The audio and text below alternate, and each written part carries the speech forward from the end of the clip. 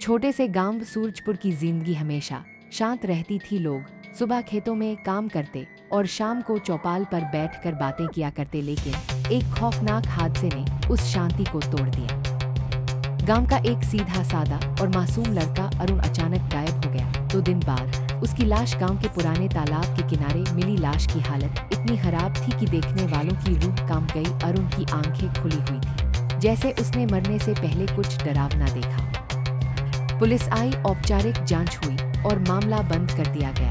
बिना न्याय पाए अरुण को मिट्टी में दफना दिया गया, लेकिन गांव वालों को नहीं पता था कि ये मौत इतनी आसान नहीं थी। अरुण का एक दुश्मन था, विजय, जो लालची और झगड़ालू स्वभाव का था। जमीन के एक टुकड़े को लेकर उसका अरुण से झगड़ा हुआ था। कत्ल के 7 दिन बाद विजय खेत से घर लौट रहा था। रात का वक्त था, चांद आधा था और हवा में अजीब सी ठंडक। अचानक उसने देखा कि रास्ते के किनारे कोई खड़ा है। पहले उसने सोचा कोई गांव वाला होगा, लेकिन जैसे ही वह पास गया उसके होश उड़ गए। वो अरुण था, वही कपड़े, वही घाव और वही खुली आंखें। विजय के मुंह से आवाज तक न निकली। अरुण की लाश उसकी ओर बढ़ने लगी। विजय भागना चाहता था, लेकिन उसके पैर भारी हो गए। अरुण उसके सामने खड़ा हुआ और धीमी आवाज में बोला, मुझे न्याय चाहिए या तेरा खून। अगली सुबह विजय की लाश उसी तालाब के किनारे मिली। गांव वाले कांप उठे। अब उन्हें समझ आने लगा कि यह मामला साधारण नहीं है। गांव का एक और आदमी था, रघु, जिसने अरुण के कत्ल को अपनी आंखों से देखा था, लेकिन पैसों के लालच में चुप रहा।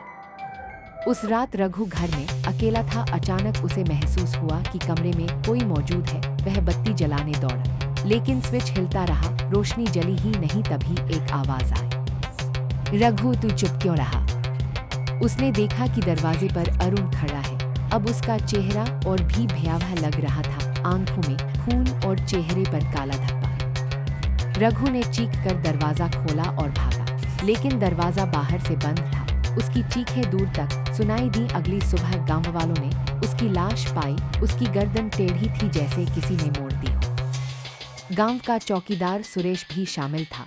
उसने पुलिस को झूठी गवाही दी थी कि अरुण लड़ाई में गिरकर मर गया। एक रात वह ड्यूटी पर था। उसे तालाब की तरफ से किसी के रोने की आवाज सुनाई दी। उसने सोचा कोई जानवर होगा, लेकिन जब पास गया तो उसने देखा कि पानी के बीच अरुण खड़ा है, सीधा, बिना हिले। अरुण धीरे धीरे उसकी तरफ आने लगा, लेकिन पानी उसकी टांगों को गीला नहीं कर रहा था। सुरेश डर के मारे भागा, लेकिन हर रास्ता उसे फिर तालाब की ओर ही ले जा रहा था। सुबह उसकी लाश तालाब में तैरती मिली। उसकी आंखें खुली थीं और मुंह से पानी बह रहा था। गांव अब डर के साए में था।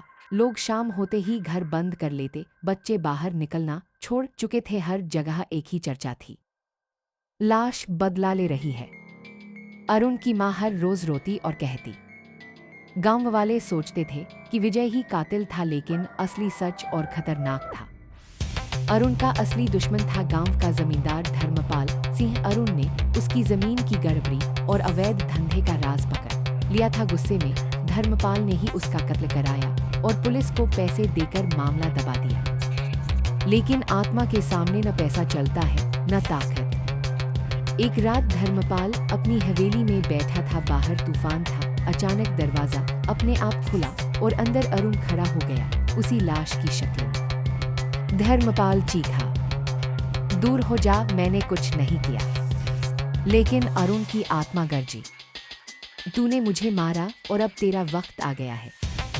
अगली सुबह लोगों ने सुना कि धर्मपाल अपने कमरे में मृत पड़ा है। उसका चेहरा काला था और आंखें फटी हुई। ऐसा लगता था जैसे उसने मरते वक्त कुछ इतना डरावना देखा जिसे इंसान सहन ही न कर पाए। गांव के लोग समझ गए कि अरुण की आत्मा ने उन सब से बदला लिया जो उसके कत्ल और उसके सच को छुपाने में शामिल थे। आज भी लोग कहते हैं कि अगर रात को तालाब के पास जाओ तो एक परछाई खड़ी दिखाई देती है। शायद अरुण की आत्मा अब भी देख रही है कि कहीं कोई नया अन्याय तो नहीं हुआ।